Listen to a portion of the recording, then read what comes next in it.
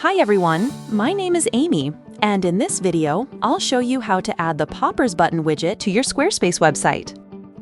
Button widgets can help you guide visitors to important pages, highlight offers or calls to action, and make it easier for users to take the next step on your website. So let's get started. First, go to your Popper dashboard. Once you're there, click on Widgets from the left sidebar, and then click Create New Widget. Now search for Button in the search bar and open the widget. After that, choose a layout according to your preference. Once the layout is selected, the widget editor will open. On the right side, you'll see the preview, and on the left side, you'll see the widget settings.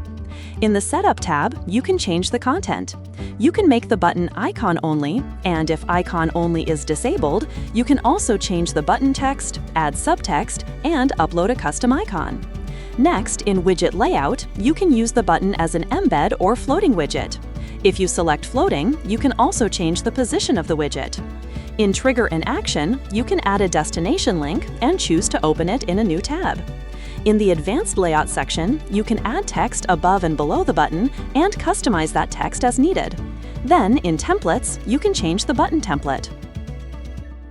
In the Appearance tab, you can choose from different design styles, and if you want to customize styles and colors manually, you can do that from this panel. You can also add and customize animations. In Typography and Size, you can adjust the font size, style, vertical padding, and horizontal padding. Once you're happy with the customization, click Publish Widget.